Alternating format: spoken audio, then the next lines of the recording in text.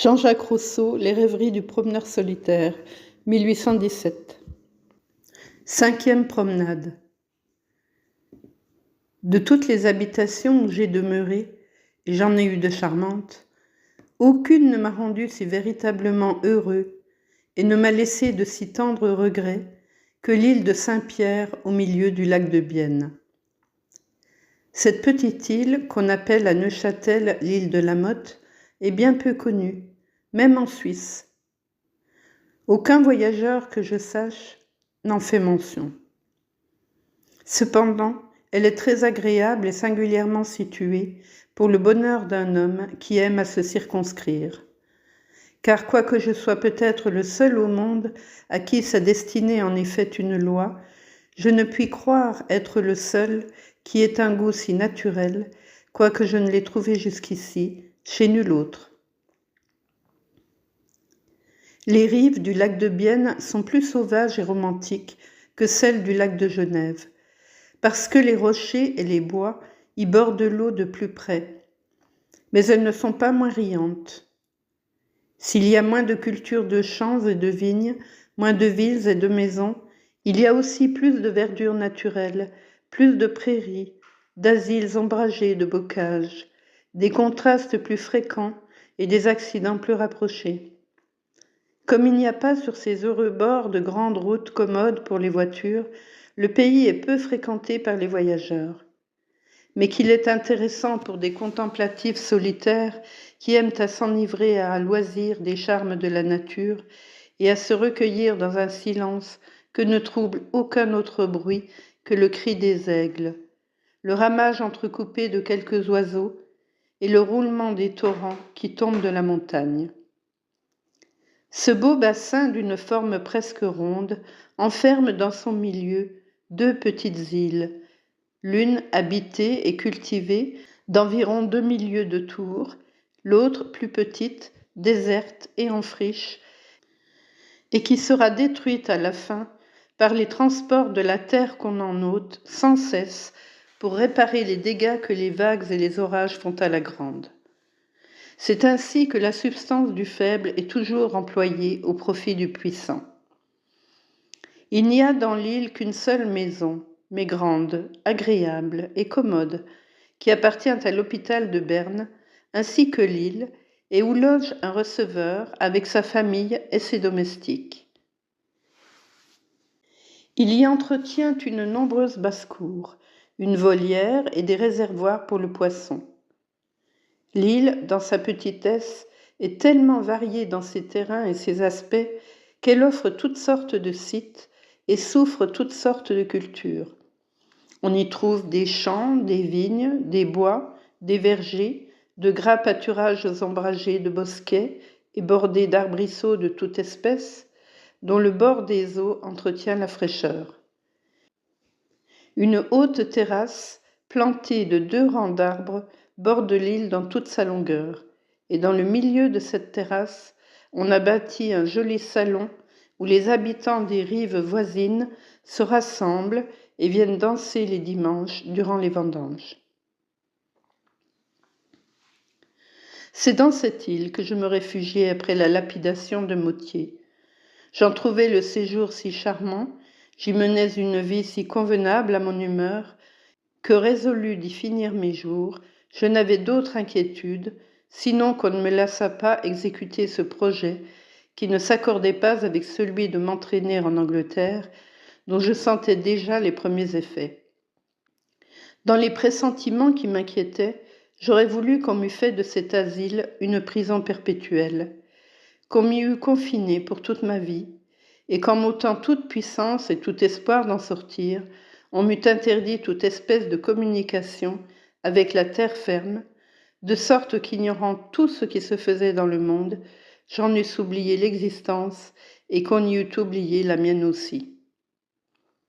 On ne m'a laissé passer guère que 2 mois dans cette île, mais j'y aurais passé 2 ans, 2 siècles et toute l'éternité, sans m'y ennuyer un moment, quoique je n'y eusse, avec ma compagne, d'autres sociétés que celle du receveur, de sa femme et de ses domestiques, qui tous étaient à la vérité de très bonnes gens et rien de plus, mais c'était précisément ce qu'il me fallait.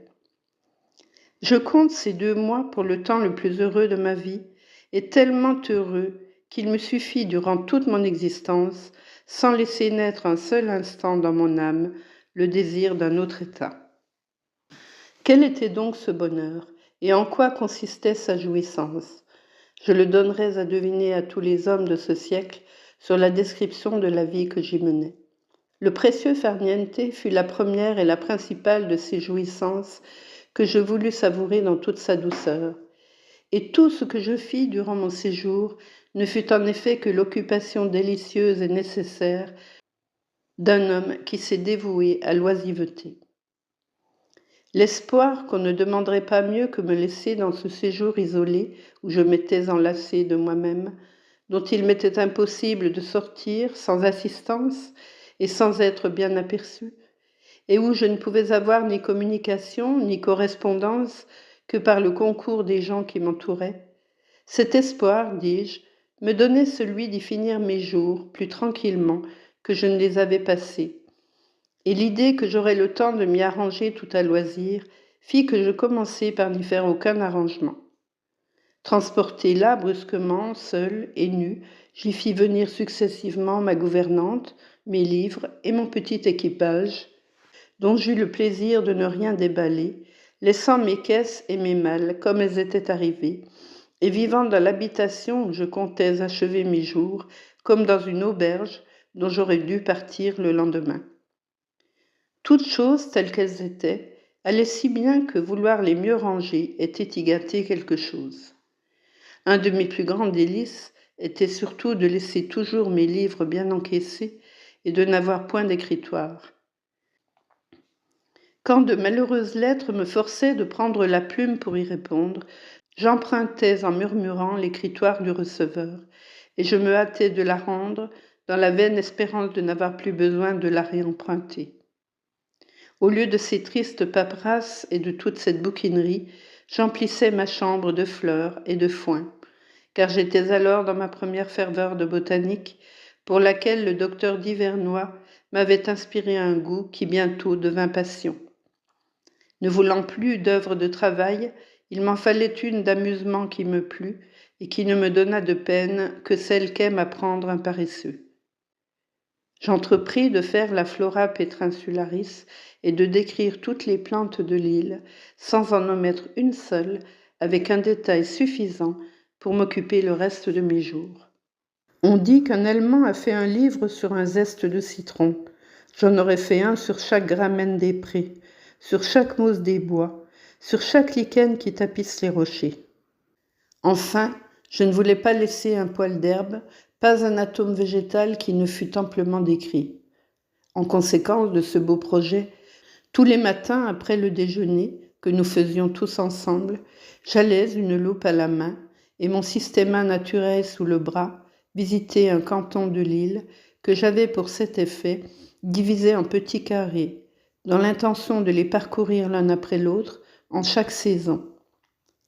Rien n'est plus singulier que les ravissements, les extases que j'éprouvais à chaque observation que je faisais sur la structure et l'organisation végétale et sur le jeu des parties sexuelles dans la fructification, dont le système était alors tout à fait nouveau pour moi.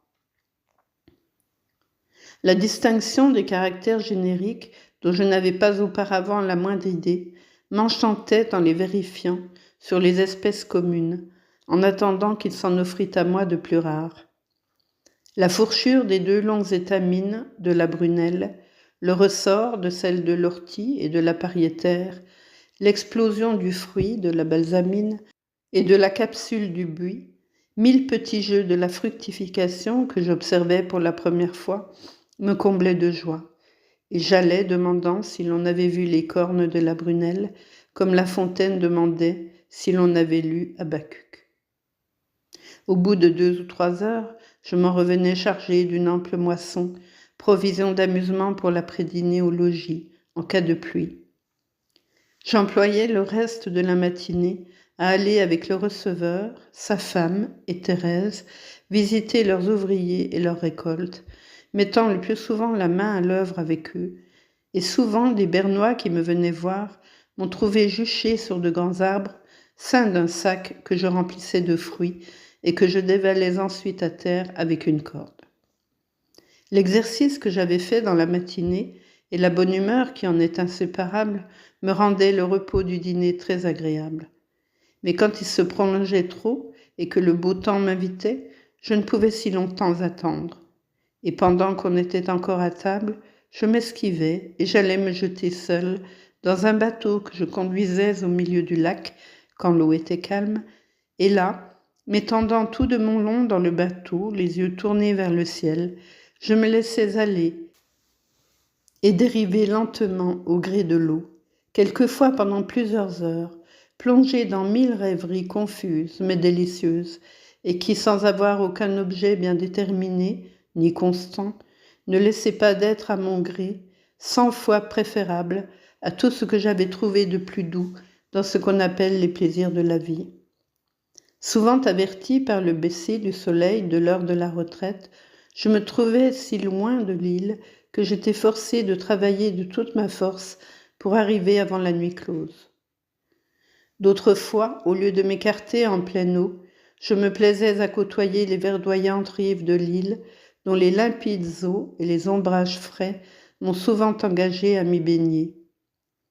Mais une de mes navigations les plus fréquentes était d'aller de la grande à la petite île, d'y débarquer et d'y passer l'après-dîner, tantôt à des promenades très circonscrites au milieu des morceaux, des bourdaines, des persicaires, des arbrisseaux de toute espèce, et tantôt m'établissant au sommet d'un tertre sablonneux couvert de gazon, de serpolets, de fleurs, même d'esparcettes et de trèfles qu'on y avait vraisemblablement semés autrefois, et très propre à loger des lapins qui pouvaient là multiplier en paix, sans rien craindre et sans nuire à rien.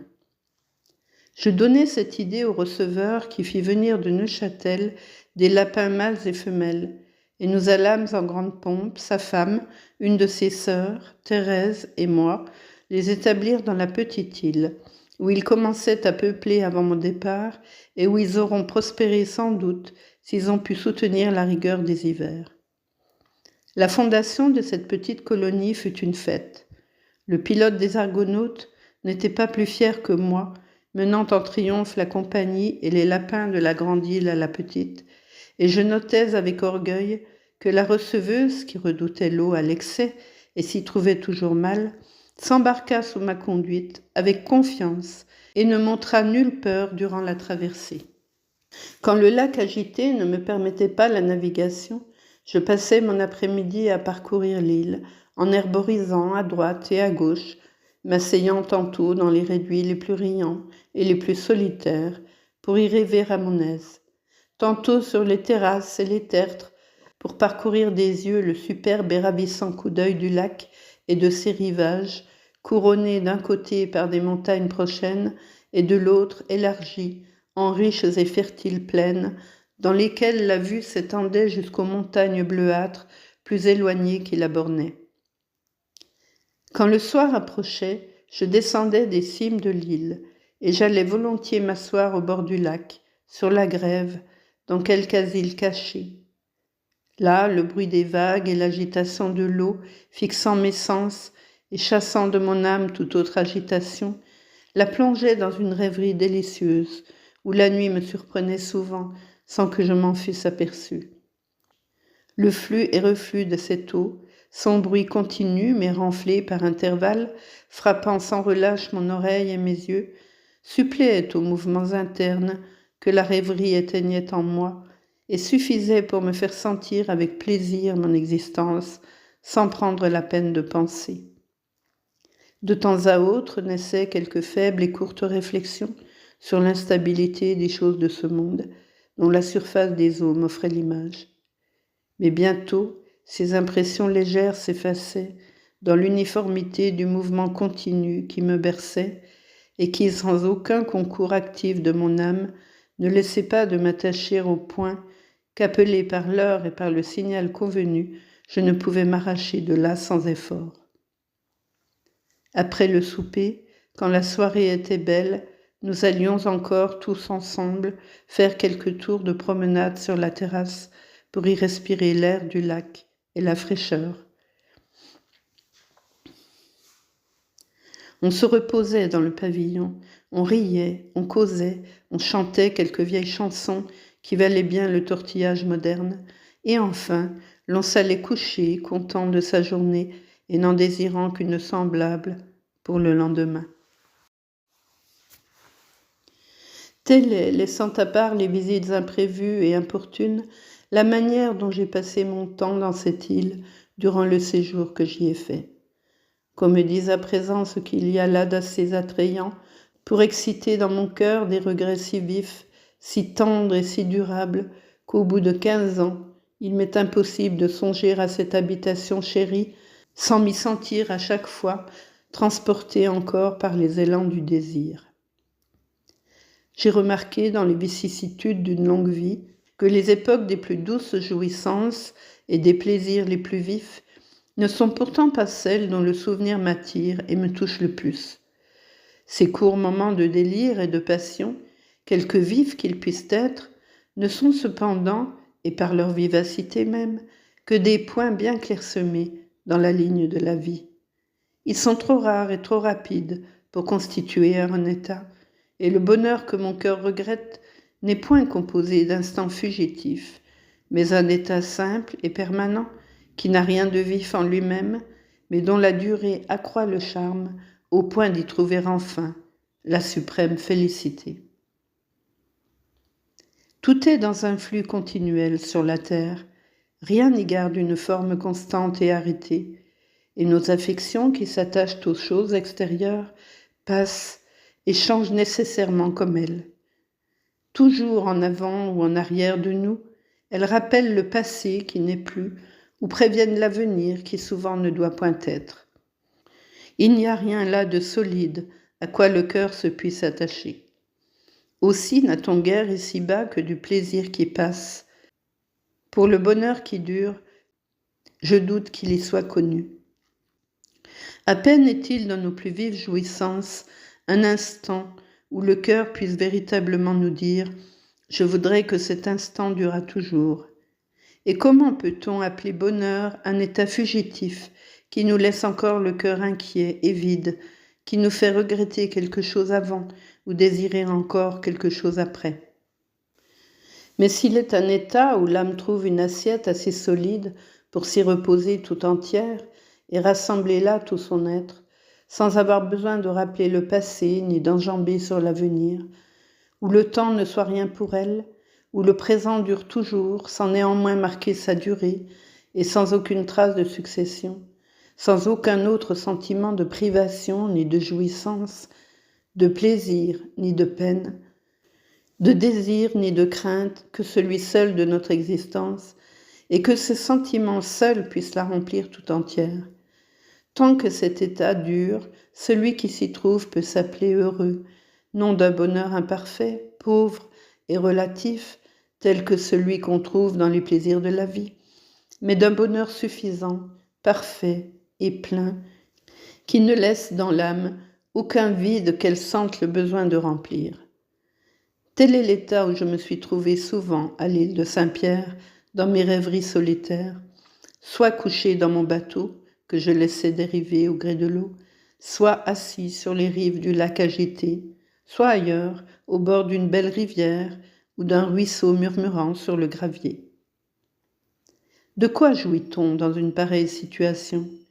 De rien d'extérieur à soi, de rien sinon de soi-même et de sa propre existence. Tant que cet état dure, on se suffit à soi-même, comme Dieu. Le sentiment de l'existence dépouillé de toute autre affection est par lui-même un sentiment précieux de contentement et de paix qui suffirait seul pour rendre cette existence chère et douce à qui saurait écarter de soi toutes les impressions sensuelles et terrestres qui viennent sans cesse nous en distraire et en troubler ici-bas la douceur. Mais la plupart des hommes agités de passions continuelles connaissent peu cet état, et ne l'ayant goûté qu'imparfaitement, durant peu d'instants, n'en conservent qu'une idée obscure et confuse qui ne leur en fait pas sentir le charme. Il ne serait pas même bon, dans la présente constitution des choses, qu'avides de ces douces extases, ils s'y dégoûtassent de la vie active, dont leurs besoins toujours renaissants leur prescrivent le devoir.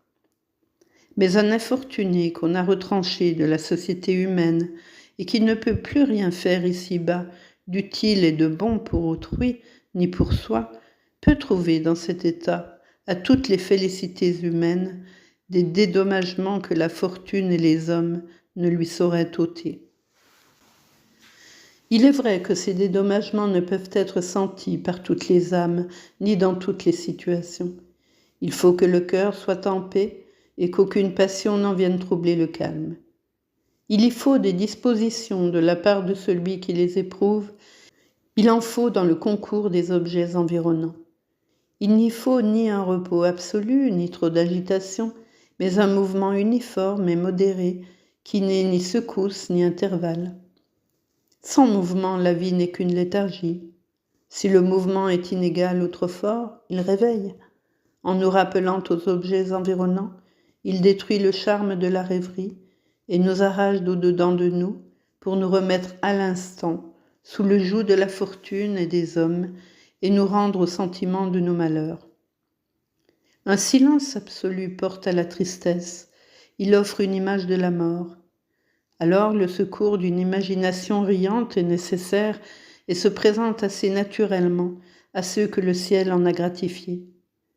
Le mouvement qui ne vient pas du dehors se fait alors au-dedans de nous. Le repos est moindre, il est vrai, mais il est aussi plus agréable quand de légères et douces idées, sans agiter le fond de l'âme, ne font pour ainsi dire qu'en effleurer la surface. Il n'en faut qu'assez pour se souvenir de soi-même en oubliant tous ces mots. Cette espèce de rêverie peut se goûter partout où l'on peut être tranquille, et j'ai souvent pensé qu'à la Bastille, et même dans un cachot où nul objet n'eût frappé ma vue, j'aurais encore pu rêver agréablement.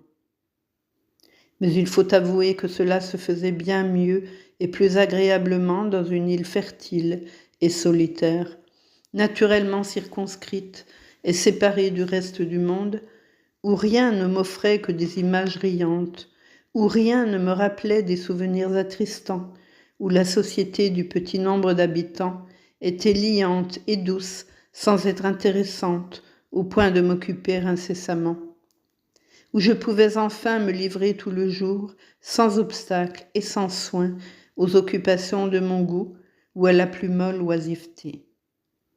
L'occasion sans doute était belle pour un rêveur qui, sachant se nourrir d'agréables chimères au milieu des objets les plus déplaisants, pouvait s'en rassasier à son aise en y faisant concourir tout ce qui frappait réellement ses sens.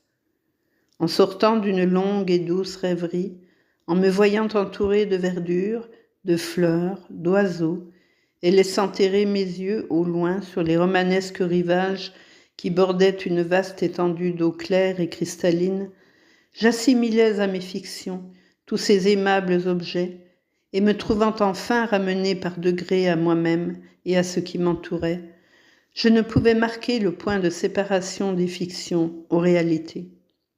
Tant tout concourait également à me rendre chère la vie recueillie et solitaire que je menais dans ce beau séjour. Que ne peut-elle renaître encore ? Que ne puis-je aller finir mes jours dans cette île chérie sans en ressortir jamais, ni jamais revoir aucun habitant du continent qui me rappela le souvenir des calamités de toute espèce qui se plaisent à rassembler sur moi depuis tant d'années. Il serait bientôt oublié pour jamais. Sans doute il ne m'oublierait pas de même, mais que m'importerait, pourvu qu'ils n'eussent aucun accès pour y venir troubler mon repos. Délivré de toutes les passions terrestres qu'engendre le tumulte de la vie sociale, mon âme s'élancerait fréquemment au-dessus de cette atmosphère et commercerait d'avance avec les intelligences célestes dont elle espère aller augmenter le nombre dans peu de temps. Les hommes se garderont, je le sais, de me rendre un si doux asile où ils n'ont pas voulu me laisser. Mais ils ne m'empêcheront pas du moins de m'y transporter chaque jour sur les ailes de l'imagination et d'y goûter durant quelques heures le même plaisir que si je l'habitais encore. Ce que j'y ferais de plus doux serait d'y rêver à mon aise. En rêvant que j'y suis, ne fais-je pas la même chose? Je fais même plus. À l'attrait d'une rêverie abstraite et monotone, je joins des images charmantes qui la vivifient. Leurs objets échappaient souvent à mes sens dans mes extases, et maintenant, plus ma rêverie est profonde, plus elle me les peint vivement. Je suis souvent plus au milieu d'eux, et plus agréablement encore que quand j'y étais réellement. Le malheur est qu'à mesure que l'imagination s'attiédit, cela vient avec plus de peine et ne dure pas si longtemps. Hélas, c'est quand on commence à quitter sa dépouille qu'on en est le plus offusqué.